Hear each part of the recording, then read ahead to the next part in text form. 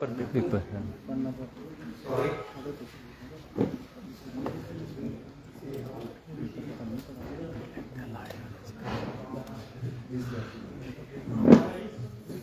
चुनाव का दौर जैसे जैसे आगे बढ़ रहा इसमें ये है कि हमारे प्रदेश का जो चुनाव है वो राष्ट्रीय है, लेकिन तीसरा चरण देश में चुनाव आगे बढ़ रहा है और इन 3 चरण के अंदर देश में जिस तरह का माहौल मीडिया के जरिए, सोशल मीडिया को, इलेक्ट्रॉनिक्स मीडिया को, कोई भी और लोगों द्वारा, कार्यकर्ताओं द्वारा एक फीडबैक देश के अंदर आता है। जिस प्रकार का मॉडल भाजपा और माननीय प्रधानमंत्री देश में बनाना चाहते हैं कि 400+ सीटों की बात, स्वाभाविक तौर पे वो ऐसा आंकड़ा पेश करना चाह रहे थे जिसके पीछे साफ तौर पे लोगों को और देश को भ्रमित करने वाला एक आंकड़ा है। वो एक स्ट्रेटेजी का पार्ट था कि हम 400 बोलते हैं, लेकिन इसकी सारी हवा इन 3 चरण के चुनाव में देश में निकल चुकी है और देश में जो माहौल है वो बिल्कुल स्वाभाविक तौर पर बदलाव का है। जो लोग 10 साल से सत्ता में हैं, जिनका वक्त देश की जनता को बताने का है कि हमने 10 साल के अपने कार्यकाल में युवा साथियों के लिए जो 2 करोड़ रोजगार की बात करें, महंगाई और बेरोजगारी, भ्रष्टाचार की आज कोई बात माननीय प्रधानमंत्री जी उनकी टीम नहीं कर रही। इसका सबसे बड़ा कारण कि उनके पास कहने के लिए अपने 10 साल के कार्यकाल में कोई उपलब्धि नहीं।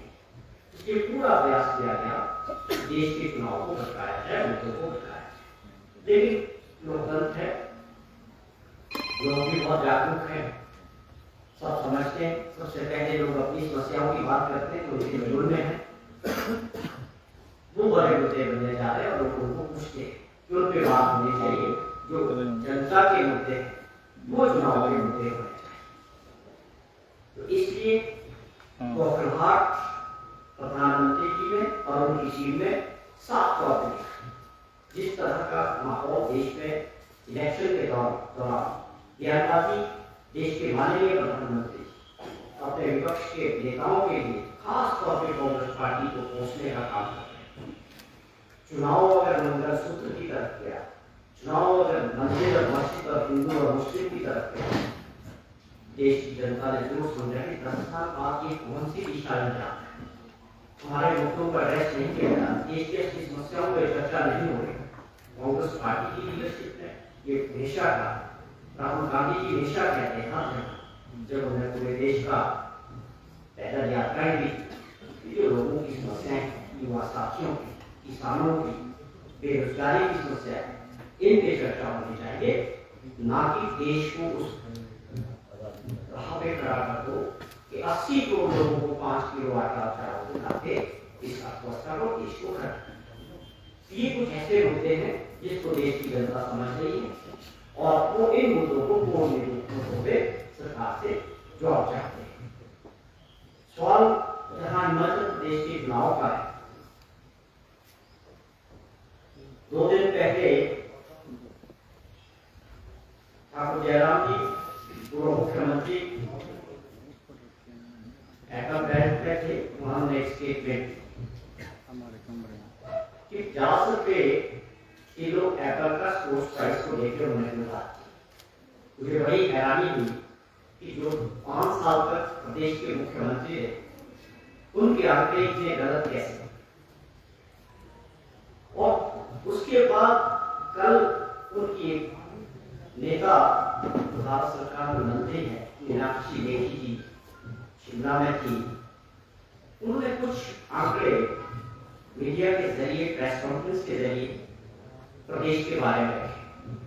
मुझे बड़ा अफसोस हुआ जिसमें बहुत सारी गलत जानकारी उन्होंने देने का प्रयास किया। इसके पीछे क्या कारण हो सकते हैं, या जानकारी नहीं है, या लोगों को भ्रमित करने का काम बेखूबी चल रहा है।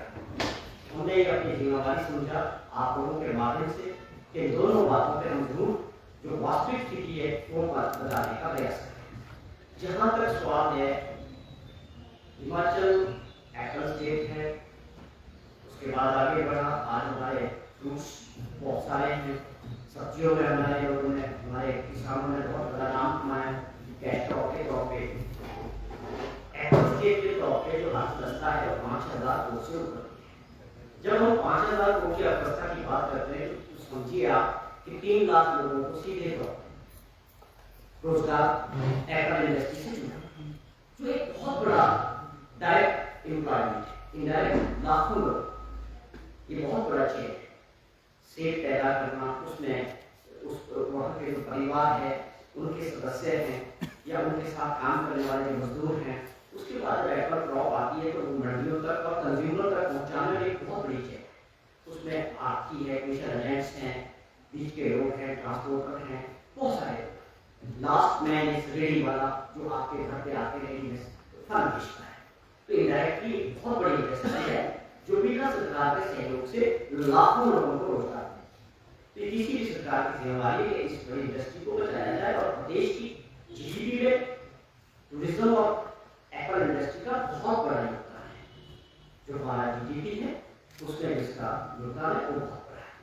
अब बात हुई कि माननीय प्रधानमंत्री जी ने 2014 में प्रदेश में इलेक्शन के दौरान और 2019 में बात उन्हीं बातों को दोहराया कि मेरा हिमाचल प्रदेश से बड़ा विशेष नाता है और हमारी सरकार बनेगी तो हम सेफ एप्पल इंडस्ट्री को बचाने के लिए बड़े काम करेंगे। लोगों का इंतजार खत्म हुआ 10 साल का। बात ये हुई कि मांग ये है एप्पल इंडस्ट्री के, एप्पल ग्रोवर्स की, एप्पल पैदा करने वाले किसानों की बात होना कि हमारा जो इम्पोर्ट ड्यूटी वो 100% होना है। उसका कारण था कि जिस प्रकार इस वक्त मार्केट के अंदर तकरीबन 20 से 30 देशों में से वापस से आया है और उसमें मोदी जी की सरकार स्वयं प्रधानमंत्री जी ने वादा करने के बाद 75% से 50% की ड्यूटी उसको घटाया इम्पोर्ट ड्यूटी और मांग की कि हम उसको 100% करें। उसका कारण था कि हम बाहर के सेवकों के साथ क्वालिटी में कॉम्प्रोमाइज अपना कंपटीशन नहीं कर सकते, उसको खत्म करना था और अपने देश में जो सेब पैदा करते लोग हैं उनको प्रोटेक्शन देना। लेकिन आप देखें दुर्भाग्यपूर्ण ये 50% होने के बाद आज ये स्थिति हुई है कि स्टोर के अंदर जो सेब था उसकी कीमतें 800 रुपये से 1,000 रुपये प्रति थी। जिन भी लोगों ने सेब स्टोर किया था, चाहे वो सीए स्टोर में था चाहे नॉर्मल स्टोर में था, जब वो मार्केट में दिया तो उनको बहुत बड़ा नुकसान हुआ। तो कहने का मतलब है जो हमारी जितनी बड़ी मास्टिकी है एप्पल की, जो 5,000 करोड़ की अर्थव्यवस्था है, उसको बहुत बड़ा धोखा प्रधानमंत्री जी के आश्वासन के बाद मिला और उनको, तो ये एक बहुत बड़ा इशू है। हम माननीय पूर्व मुख्यमंत्री जयराम ठाकुर जी से पूछना चाहते हैं कि कब वो 50 रुपये स्पोर्ट्स प्राइज मिला और आपका प्रधानमंत्री जी द्वारा प्रदेश के अंदर खुद स्वयं बोलने के बाद उसके बारे में आपकी क्या राय है? आप बताएं, प्रदेश की जनता को जरूर इसके बारे में बात करें।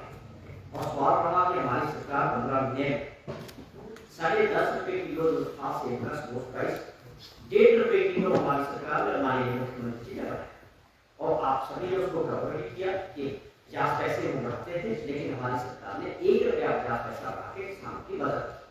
और उनकी एक मांग बहुत वर्षों से थी कि हम जो है इनका उत्पाद जो है किलो के हिसाब से मार्केट में बिकना चाहिए। हमारी सरकार आते ही उसको हमने रेगुलेट किया और पिछले साल वो सेब बिका मार्केट में, वो किलो के हिसाब से बिका, जिससे निश्चित तौर पे बागवान को उनके फसल के अच्छे दाम मिले। और उसके अलावा उनकी और डिमांडें थी जिसमें यूनिवर्सल काटन की बात थी, वो सरकार ने आगे 2.5 साल से इसको लागू कर रहे। और जो हमारे सीए स्टोर्स हमने बहुत सारे 8-9 जगह बने, उस पर काम चल रहा है और प्राला में बड़े जोरों से काम चल रहा है। प्रोसेसिंग में एक बहुत बड़ा प्राला चल रहा है, वो बहुत इंफ्रास्ट्रक्चर इस इंडस्ट्री को बचाने के लिए जो जरूरी था हमारी सरकार उसको प्राथमिकता देगा। सोच बड़ी साफ है कि इतनी बड़ी इंडस्ट्री को जो लाखों लोगों को रोजगार देती है, इसमें लाखों फैमिलीज इन्वॉल्व है, उनको बचाने का ये प्रयास हमारी सरकार ने किया। मैं ये प्रश्न उनसे भी पूछना चाहता हूँ कि आप इसके बारे में किस तरह से इस पोस्ट प्राइस के बारे में और जो इम्पोर्ट ड्यूटी है उसके अलावा पाकिस्तान के रूप के जरिए सिर्फ जीत के हमारा जो है अफगानिस्तान के साथ। जब हम अफगानिस्तान से ईरान और दूसरे देशों से रूट होके बिना गिनती के जो से हिंदुस्तान में आ रहा है, वो भी अब हमारे लोगों को बहुत परेशान कर रहा है, बहुत कंपटीशन कर रहा है। दूसरा, इन्होंने भी कहा, लेखी जी ने भी कल यही बात कही कि 50% इम्पोर्ट ड्यूटी की बात होती है, 50% इम्पोर्ट ड्यूटी किसने की? हम यहाँ जो हमारे नेता है भाजपा के, उनसे पूछना चाहते हैं कि किसने की? क्या हमारे किसान बागवान क्या मांग रहे हैं? They are asking for 100% import duty, और जो पहले 75%। तो क्या आपकी सरकार ने, प्रधानमंत्री जी ने इस ड्यूटी को घटाया मांग की 100% करने की? तो आप क्या कहना चाह रहे थे कल की प्रेस कॉन्फ्रेंस? आपके जो आंकड़े थे, आपके जो तथ्य थे, वो टोटल गलत थे। हमारी मांग और हमारे किसानों और बागवानों की मांग क्या थी और आपकी सरकार ने क्या? यही बात जयराम जी ने भी कही कि 50% को है स्पोर्ट्स प्राइस। हमें बताए आपकी सरकार में मिला 50% को स्पोर्ट्स प्राइस, किसको मिला? हमें तो 12 रुपये हुआ है, वो भी हमारी सरकार ने दिया है। ये आंकड़े कहाँ से ला रहे हैं, इसके पीछे क्या है? ये दो ऐसे मुद्दे थे जो इन्होंने गलत तरीके से मीडिया के जरिए पेश की। और मीनाक्षी लेखी जी ने एक बात कही कि हिंदुस्तान का विकास या हिमाचल का विकास खासतौर पर 2014 के बाद मुझे बड़ी हैरानी हुई उनका, जब मैं बयान देखता था कि 2014 के बाद नालदेहरा, कुफरी, छाबड़ा, कहते वहां बिजली नहीं होती। बहुत हैरानी की बात है कि इनके राष्ट्रीय स्तर के नेता आके हमारे घर में इस तरह की बात करें। भाई हिमाचल प्रदेश को पहले आप जाने, पूरी वास्तविकता को पहचाने, तब जाके बयान दीजिए। हम फ्री पावर स्टेट है और हम एक ऐसा राज्य है जो वर्षों पहले 100% इलेक्ट्रिफिकेशन हो चुका है। आप तो बात कर रहे हैं नालदेहरा, कुफरी, शिमला की। मैं कहता हूँ कि ट्राइबल एरिया में एक भी गाँव हिमाचल प्रदेश ऐसा नहीं है जहाँ बिजली ना। तो ये सारी चीजें को ठीक करने की आवश्यकता है। ऐसी भ्रमित और गलत बयानबाजी अपने राष्ट्रीय स्तर के नेताओं से हिमाचल प्रदेश भाजपा क्या करता है? प्रदेश आपका भी अपना, ये गलत तरीके से प्रदेश को बदनाम करने की जो ये कोशिश हो रही है, हम इसकी निंदा करते हैं। आइंदा आप इलेक्शन में अपने नेताओं को बुलाएं, ये उनका अधिकार है, लेकिन उनके पास जो आंकड़े होने चाहिए प्रदेश के बारे में, वो सही होने चाहिए। यही हमारी 2-3 चीजें थी जो हम आपके जरिए बताना चाहते। जहां तक सवाल है कि प्रचार जैसे जैसे आगे बढ़ रहा है, लोकसभा में चारों प्रत्याशी और जल्दी 9 तारीख को, 13 तारीख को पूरा शेड्यूल आप लोगों को बताएंगे कि कब कौन नॉमिनेशन करने जा रहे हैं, और उस नॉमिनेशन के दौरान माननीय मुख्यमंत्री जी और उसके और बड़े नेता कहाँ कैसे कैसे रहेंगे, ये जानकारी आने वाले 1-2 दिनों में हम आप सभी से शेयर करेंगे। लेकिन जैसे जैसे प्रचार बढ़ा है, हमें बड़ी इस बात की बड़ी खुशी है। पिछली बार हिमाचल प्रदेश के मेंबर ऑफ पार्लियामेंट, अगर शिमला पार्लियामेंट्री की बात करें तो सुरेश कश्यप। अब ये पूछना पड़ रहा है क्योंकि देखा मैंने भी नहीं, और जब हम लोगों से बात कर रहे हैं तो हमने तो देखा नहीं कि सुरेश कश्यप ही कौन है। वो 5 साल तक पूरी तरह से लोगों के बीच नहीं गए। लोग तो आप पूछते हैं कि आपदा के समय कहाँ से गई? आपदा तो छोड़ो, वो तो पूरे 5 वर्ष ही उनके लिए आपदा रही, वो तो कहीं नजर ही नहीं आए। ये आम जनता की भावना है उनके प्रति कि हम उनको नहीं पहचानते हैं। शिमला के जो सांसद थे सुरेश कश्यप जी, और लोगों के बीच नहीं थे, और उनका समय इस चीज का जवाब उनको देना पड़ेगा कि उन्होंने कितने प्रश्न पार्लियामेंट में लोगों के हित के लिए, जब प्रदेश बुरे दौर से गुजरा, इस सारी कारगुजारी जनता को बता। जहां तक दूसरे सांसद थे कांगड़ा के, वो तो भाजपा ने खुद ही एंटी इनकम्बेंसी का टिकट बदल दिया। टिकट बदलने का सबसे बड़ा कारण यही था कि पूरी तरह फेल, वो तो खुद ही उन्होंने एक्सेप्ट कर दिया उस बात। क्या जब टिकट बदलने की बात आई तो दैट मींस उन्होंने परफॉर्म नहीं किया। यही हम बोल रहे थे कि भाई जो लोग यहाँ से चुन के गए, जो लोग यहाँ से राज्यसभा में थे भाजपा के, जब प्रदेश के अंदर प्रदेश की जनता पे सबसे बड़ी आपदा आई, तो आप लोगों का क्या रोल रहा? माननीय प्रधानमंत्री जी से आप कितनी बार गए पार्लियामेंट में, आपने कितनी बार प्रश्न उठाया कि हमारा 9,900 करोड़ रुपए का जो नुकसान हुआ है, उसकी भरपाई देश के प्रधानमंत्री, देश की सरकार कब करे? क्या भाजपा के नेताओं ने उस वक्त प्रदेश के लोगों के साथ खड़े होकर इन बातों को रखा है क्या? ये है असली मुद्दे चुनाव। जनता इनके इस तरह के सवाल करने वाले। आप कहते हो पूर्व मुख्यमंत्री की सरकार गिर जाए, तो आपने तो प्रयास कर दिया, पूरा धनबल लगा दिया, पूरी देश की सरकार लगा दी, हमारी चुनी हुई सरकार हिमाचल प्रदेश के लोगों द्वारा जो 5 वर्ष के लिए चुनी गई थी। जयराम जी ने सत्ता में वापसी आने के लिए जोर दरवाजे से उसको गिराने का जो प्रयास किया वो पूरे देश ने देखा।